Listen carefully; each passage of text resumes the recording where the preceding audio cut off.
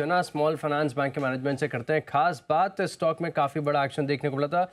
Listing के बाद से स्टॉक में बढ़िया बज़ है और Q1 के नतीजे भी मैं एक बार सामने रख देता हूँ। हालांकि नतीजे आके थोड़ा सा समय हो गया है, लेकिन मुनाफा अगर आप देखें तो 90 करोड़ से बढ़कर 171 करोड़। नेट इंटरेस्ट इनकम यहाँ पर काफ़ी बढ़िया बढ़त देखने को मिली थी, 462 करोड़ से बढ़कर 610 करोड़। और इसी पर बात करने के लिए और आगे ग्रोथ आउटलुक पर प्रकाश डालने के लिए हमारे साथ हैं कंपनी के मैनेजमेंट। Good afternoon sir. सबसे पहले मैं Q1 के जो रिजल्ट आए थे इसके ऊपर बात करना चाहूंगा। ग्रोथ के लिहाज से क्वार्टर आपका काफी शानदार रहा था। नेट इंटरेस्ट इनकम 462 करोड़ से सीधे बढ़कर 610 करोड़। ग्रोथ Q1 में तो काफी अच्छी थी। आगे के क्वार्टर्स के लिए क्या आउटलुक है?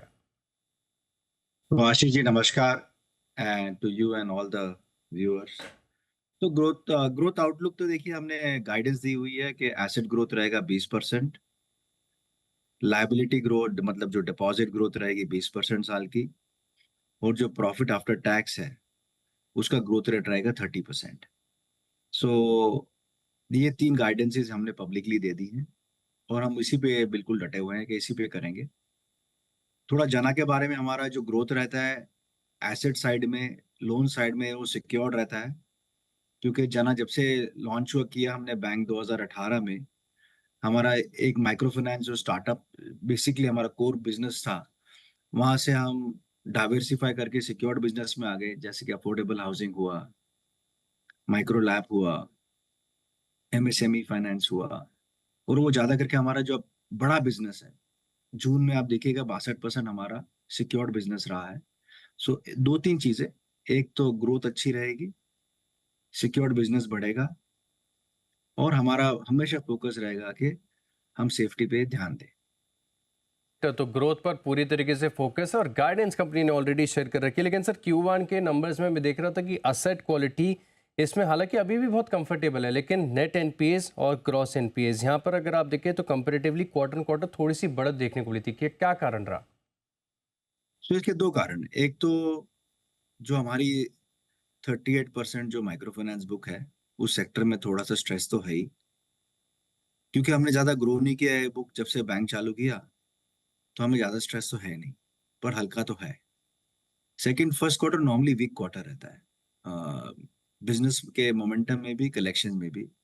कोई अच्छा रीजन नहीं है, मार्च के बाद सारे ठंडे आते हैं। ये क्वार्टर कुछ ज्यादा ही चैलेंजिंग था, बिकॉज इसमें दो चीजें थी। एक तो हीट वेव था, तो ऑब्वियसली कलेक्शन स्टाफ में तो चैलेंज है ही बाहर जाने में, सेल्स वालों में भी है, होता है। और सेकंड, इलेक्शन की वजह से थोड़ा स्लोनेस होता है काफी प्रोसेसेस में, जैसे सरफेसी वगैरह हुआ कि आपको डीआरटी जाना है या आपको रिपोजिशन करना है, वो सब स्लो हो जाता है। So really two things, weak anyway, slow quarter, second heat wave plus elections, and third is a small stress which all of us know is very visible in the MFA book. हमारी book हालांकि छोटी है और इतना stress नहीं है, फिर भी थोड़ा फर्क तो पड़ गया था। सर, और जैसे कि आप बता भी रहे कि थोड़ा सा स्ट्रेस है, तो माइक्रो फाइनेंस पर मैं समझना चाहूँगा। कुछ रिपोर्ट्स भी ऐसी जो बता रही कि 1-1.5 साल पहले माइक्रो फाइनेंस वालों के पास काफ़ी कटिंग एज था, जो छोटी टिकट साइज थी, ऐसी इंडस्ट्रीज और काफ़ी बूम कर रही थी। लेकिन फिलहाल के लिए अगर आप देखें तो इस सेक्टर में जो माइक्रो फाइनेंस है थोड़ा सा स्ट्रेस देखने को मिल रहा है। अभी फिलहाल रूरल भारत में अगर आप बात करें तो ऑन ग्राउंड क्या ऐसा स्ट्रेस विजिबल है फिलहाल? देखिए, कुछ स्पेसिफिक इंस्टीट्यूशन में ज्यादा स्ट्रेस है, जो बहुत फास्ट ग्रो की, जिन्होंने कस्टमर को थोड़ा लेवरेज कर दिया। On ground rural Bharat is absolutely fine, कोई इशू नहीं है, सारे बिजनेसेस ठीक चल रहे हैं। थोड़ा लाइक आई सेड, इंडस्ट्री ने फास्ट ग्रो कर लिया, कुछ प्लेयर्स ने कुछ ज्यादा ही ज्यादा ग्रो कर लिया, बड़े कस्टमर्स लेवरेज बढ़ गया, हीट वेव से कलेक्शन थोड़ा स्लो हो गया। So some, you will find some players are at an extreme end most players are fine. Fine means marginal stress, because आप इंडस्ट्री में थोड़ा तो इम्पैक्ट आता ही है, बट ऐसा कोई सिग्निफिकेंट इम्पैक्ट नहीं आना चाहिए।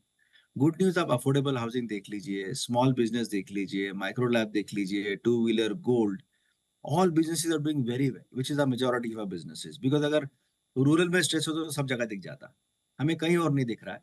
So obviously this is only localized, I feel, to the MFI business, and specifically for players who have grown very fast and leverage customers. All right, तो थोड़ा स्ट्रेस है जिनमें काफ़ी तेज़ी से ग्रोथ वहाँ पर देखने को मिली थी। ओवर लेवरेज जो बुक्स है इन पे थोड़ी सी दिक्कत है। लेकिन सर इस पूरे बैंकिंग सेक्टर में फ़िलहाल के लिए एक समस्या और हेडेक बना हुआ है, डिपॉजिट कैसे लेकर आएँ। बड़ी बड़ी बैंक अगर आप देखें तो थोड़ा सा परेशान हो रही हैं, और कुछ रिपोर्ट्स भी बता रही थी कि काफ़ी बैंक्स के जो डिपॉजिट है अब वो इक्विटी मार्केट्स की तरफ आ चुके हैं। इस चीज़ को आप कैसे देखते हैं? और मैं न्यूज़ भी देख रहा था कि 3-4 दिन पहले आपने अपने जो शॉर्ट टर्म डिपॉजिट रेट्स हैं इसमें थोड़ी सी बढ़ोतरी भी की है। तो इस सिचुएशन को टैकल करने के लिए जना स्मॉल फाइनेंस बैंक क्या प्रयास कर रहा है? तो Ashish ji, thank you. Very important. So हमने जो लॉन्च किया है ये प्रोडक्ट, जो आपने कहा कि इंटरेस्ट रेट में बढ़ोतरी हुई है, इससे हमने बहुत सिंपल चीज की है। हमने बेसिकली देखा है कि जो शॉर्ट टर्म डिपॉजिटर है वो जना बैंक में क्यों नहीं आता है, या मैं बोलूँ कि ज्यादा करे बैंकिंग में क्यों नहीं आ रहा है, वो लिक्विड फंड की तरफ क्यों जा रहा है या शॉर्ट टर्म डेट फंड्स की तरफ क्यों जा रहा है। तो एक नंबर ये है कि उनको एक जो रिटर्न मिलता है वो पक्का मिलता है। सो आप 10 दिन के पैसा रख लीजिए या 15 या 50 दिन, सेम रिटर्न मिलता है उनको, बिकॉज वो सारे इन्वेस्ट करते हैं ये फंड्स। तो हमने भी बिल्कुल रेट कर दिया 7 दिन से 6 महीने तक, 6.75 फिक्स्ड। आप 10 दिन की रखिए पैसा, आप 15, 20, 25, 50 up to 180 days standard rate है। सेकेंड, प्री मेच्योर पेनल्टी लेते हैं बैंक्स डिपॉजिट निकालने पे, एंड राइटफुली सो। पर हमने देखा शॉर्ट टर्म में ये कंपेरेटिव बिल्कुल नहीं होगा, तो हमने वो भी हटा दिए, जीरो कर दिया है। थर्ड, पार्शियल विड्रॉल भी हो सकता है अगर आप कोई फंड ले ले तो हमने कहा डिपॉजिट में हम इसको अलाउ कर देते हैं, पार्शियल विड्रॉल भी अलाउड कर दिया हमने। फिर कोई कहेगा नहीं मुझे पार्शियल विड्रॉल नहीं करना है, 2 दिन के लिए मैं क्यों पैसा निकालूं, तो उसके लिए इंस्टेंट ओवरड्राफ्ट भी अवेलेबल कर दिए सस्ते में। सो बेसिकली हमने ये कहा है कि जो शॉर्ट टर्म मनी है उसको हम अट्रैक्ट करने के लिए क्या ऑफर कर सकते हैं, तो ये हमारी तरफ से एक स्पेशल प्रोडक्ट ऑफर किया है। रेट तो हमने 675 अच्छा कर दिया है, but I think more important is not the pricing, because pricing alone से लोग आएंगे नहीं। लोग बोलेंगे अरे मुझे जल्दी निकालना तो मैं क्या करूं, मुझे ओवरड्राफ्ट चाहिए तो क्या करूं, पार्शियल विड्रॉल में क्या करूं। तो उस हमने वंस फॉर ऑल सॉल्व कर दिया है। तो मुझे लगता है बहुत ही यूनिक फर्स्ट टाइम प्रोडक्ट है ये, और this will be a very comparative ones for people who have short term money and want to think about what to do with it. So that is the answer to 6.75, 7 days to 180 days, what we call as liquid plus fixed deposit. Generally, हमारा देखिए liability book, deposit book is not so large. हमारा growth rate अच्छा रहा, बहुत 40% के ऊपर रहा year on year. First quarter में भी 9% रहा, जिस 9% कासा में रहा। Deposit grow 5%, overall growth rate was 5%। So see, for banks like us who are new, innovative, and don't have large deposit bases, growing is not so much of a challenge. But yes, I think overall banking sector, if you see, there is a very interesting thing. One is in the overall banking sector, the total deposit size is about 211 crores. 211 lakh crore है. 168 or 168 lakh crore is the loan book. ये 7 lakh crore book grow की, 7.2 lakh deposit grow किया, 3.6 grow किया deposit asset मतलब loan size. सो loan 3.6, deposit 7.2। तो अच्छा growth rate deposit में ऐसा नहीं है, पर सीडी रेशियो में थोड़ा फर्क पड़ रहा है, because the pace of growth of the loan book is faster than the deposit. I do think the peak rate जो बोलते हैं ना, जो मतलब अब रेट और बढ़ने का जो लगता है संभावना है, वो तो हमें कम लगती है। क्योंकि हम भी देख रहे हैं कि रेट काफी प्लेटो हो गए हैं। काफी बैंकिंग इंडस्ट्री में लिक्विडिटी आ रही है, और जैसे सब कह रहे हैं कि bankers have to be innovative, कोई नए नए आइडिया लाइए ताकि और डिपॉजिट आए बैंक्स के पास। तो हम सब कोशिश कर रहे हैं। जो हमारी कोशिश है लिक्विड प्लस फिक्स डिपॉजिट की, वो तो हमने सबके सामने रख दी है, and at least the first day और two tells us that it is being getting very good reception. बिल्कुल, काफ़ी बढ़िया इनोवेटिव प्रोडक्ट है लिक्विड प्लस एफडी, और इसका रिस्पांस भी काफ़ी बढ़िया। लेकिन सर भारत में इसकी रीच बढ़ाने के लिए जना स्मॉल फाइनेंस बैंक के लिए इसके लिए कोई खास प्रयास हो रहे हैं फिलहाल? तो I think first Ashish ji, हमारे ना 766 ब्रांचेस हैं इन 24 स्टेट्स। करीबन ब्रांच ब्रांच बैंकिंग में हमारे पास 2500-2600 रिलेशनशिप मैनेजर्स और ब्रांच के स्टाफ हैं।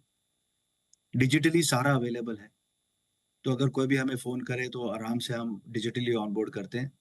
आपके दर्शकों के लिए बता दूं मैं कि 98% of all savings account and 90% of all deposits are open digitally only. तो बहुत ही स्मूथ और इजी प्रोसेस है। उसके सिवा जैसे अब नेटवर्क बढ़ेगा हमारा, तो फिर अवेलेबल हो जाएगी, बट फिलहाल I think we are covering 180 cities, तो it is really well spread out as an institution, and hopefully we will be able to service a lot of customers. लेकिन सर एक और ख़ास चीज़ मैं देख रहा हूँ, जैसे कि आपने बताया कि अब आपके बैंक को 6 साल प्लस यहाँ पर देखने को मिल गए, और शो की शुरुआत में हमने बात भी की थी असेट क्वालिटी को लेकर, तो नेट एनपीएस ये आपके 1% से कम है, तो क्या अब समय आ गया है जो स्मॉल फाइनेंस बैंक है यूनिवर्सल बैंक में बदल जाए? So आशीष जी, आरबीआई ने तो क्राइटेरिया दे ही दिए हैं, हम सारे क्राइटेरिया मीट करते हैं, except net NPA has to be less than 1% for 2 consecutive years। तो पिछले साल 0.5 था, इस साल ऑफ कोर्स कोशिश पूरी रहेगी कि 1% के नीचे ही रहे, ताकि हम अगले साल एलिजिबल हो जाए अप्लाई करने। ऑफ कोर्स अप्लाई करने के बाद उनका डिसीजन रहेगा, पर हम जरूर अप्लाई करेंगे, और हमें लगता है ये हमारे डिपॉजिटर्स और हमारे एम्प्लॉयज के लिए बहुत अच्छी बात रहेगी। ऑलराइट, तो सर इसमें नेट एनपीएस के लिए आपने बताया कि थोड़ा 1 साल का समय लगेगा, इसके अलावा कोई और क्राइटेरिया फिलहाल ऐसा है जो आप मीट नहीं कर रहे हैं?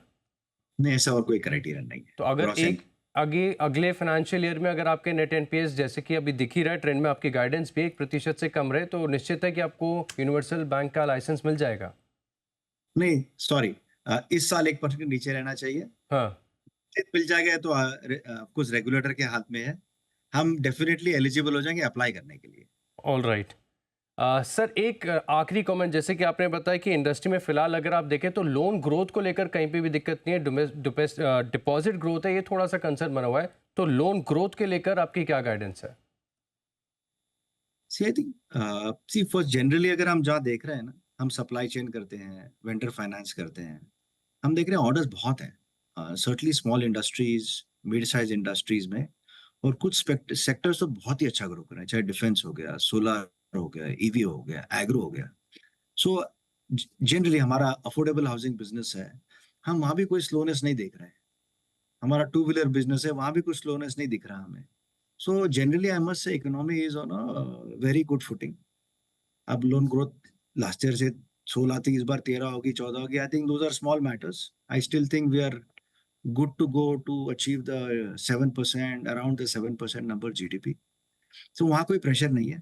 आई थिंक यहाँ जना का स्पेसिफिक सवाल है, आशीष जी, हमारा ये फोकस है कि हम सिक्योर्ड ग्रोथ बढ़ाएं, क्योंकि हमारा है कि हम 62% सिक्योर्ड थे जून में, हमें वो 80% सिक्योर्ड ले जाना है। तो जितना सिक्योर बढ़ेगा हमारा ज्यादा फोकस वही रहता है। And nothing in the economy tells us that there is any peculiar issue। I think it's running very well, it is good solid growth, and there is I mean momentum देख के नहीं लगता कि कुछ slow होने का कोई reason होना चाहिए। ऑलराइट, तो बड़ी ग्रोथ यहाँ पर देखने को मिल सकती है, स्लो डाउन के दूर दूर तक संकेत नहीं है। शुक्रिया सर सी बिजनेस को अपना कीमती समय देने के लिए और विस्तार से पूरा ग्रोथ आउटलुक हमारे साथ शेयर करने के लिए। तो चलिए इसी के साथ कॉर्पोरेट रडार में इतना ही, लेकिन आप बने रहेंगे जी बिजनेस के साथ। नमस्कार।